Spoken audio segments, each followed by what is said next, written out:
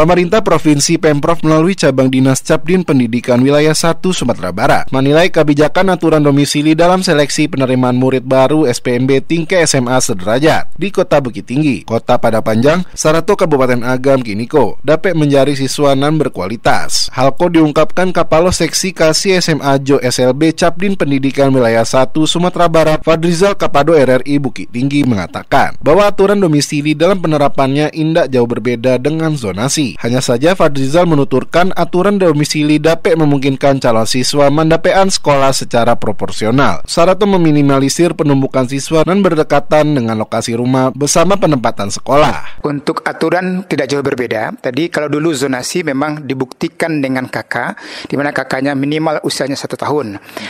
Dan kemudian juga di kakak tersebut nama orang tua haruslah sama dengan nama anak, nama orang tua yang ada di rapor atau ijazah anak.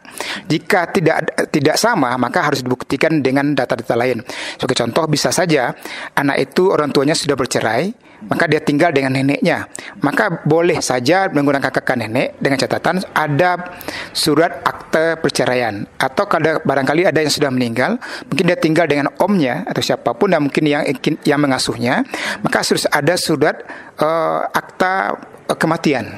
Nah, kemudian terkait juga dengan domisili sekarang, kelebihannya dari dengan zonasi adalah kalau zonasi memungkinkan terjadinya blank zone. Blank zone di mana sebuah daerah, sebuah posisi rumah seseorang siswa dan siswa itu bisa saja dia tidak terjangkau oleh semua sekolah. Misalkan biasanya yang sering terjadi di daerah-daerah Tigo Baleh. Di sana kadang-kadang jauh dari SMA 3, maka anak SMA 3 pada awalnya zonasinya sudah dipenuhi oleh orang yang berada di tengah kota, yang berada di pusat awal dan sebagainya. Sementara dengan domisili sekarang, maka bisa saja anak-anak yang jauh pun kalau dia nilainya bagus, maka dia kemungkinan dia akan dapat. Sehingga dengan penerapan aturan domisili, dikatakan Fadrizal, para calon siswa mendapatkan sekolah selama memiliki nilai akademik yang bagus, maka akan dapat menempati sekolah tersebut dengan baik. Dan tidak jaminan lagi anak-anak sekarang, anak-anak yang tinggal mungkin di depan pagarnya sebuah sekolah, untuk pasti diterima di sekolah tertentu. Sebagai contoh, misalkan dia berada di depan SMA 1, maka belum tentu dia akan diterima SMA 1 kalau nilainya tidak bagus.